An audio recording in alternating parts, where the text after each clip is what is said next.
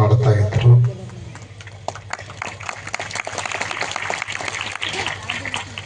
ಅವರು ಇಲ್ಲದೇ ಇದ್ದಾಗ ಮೊದಲನೇ ಸಾರಿ ಇವತ್ತು ನಾವು ಬರ್ತಾ ಇದ್ದೀವಿ. ಅವರ ಅನುಪಸ್ಥಿತಿಯಲ್ಲಿ ಭಾಗವಹಿಸ್ತಾ ಇರೋದೇ ಒಂದು ದೊಡ್ಡ ನೋವನ್ನು ನಮಗೂ ಕೂಡ ಉಂಟು ಮಾಡ್ತಾ ಇದೆ.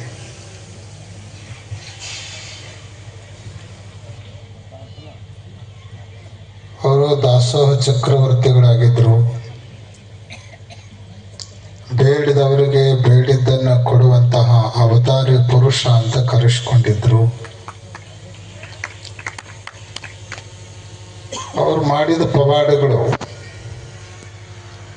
ವಿಜ್ಞಾನಕ್ಕೂ ಕೂಡ ಸವಾಲು ಅನ್ನೋ ರೀತಿಯಲ್ಲಿ ಅನೇಕ ಪವಾಡಗಳನ್ನು ಅವರು ಮಾಡಿದ್ರು.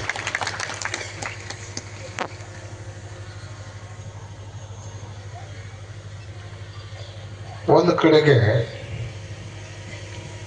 ಪವಾಡಗಳ ಮೂಲಕ ಜನರನ್ನು ಆಕರ್ಷಣೆ ಮಾಡಿ ಜನರಿಗೆ ಧರ್ಮವನ್ನು ಆಧ್ಯಾತ್ಮವನ್ನು ಕೊಟ್ಟು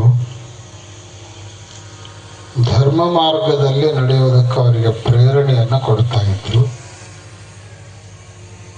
ಮಕ್ಕಳಿಲ್ಲದವರು ಮಕ್ಕಳ ಕೊಟ್ಟದ್ದು,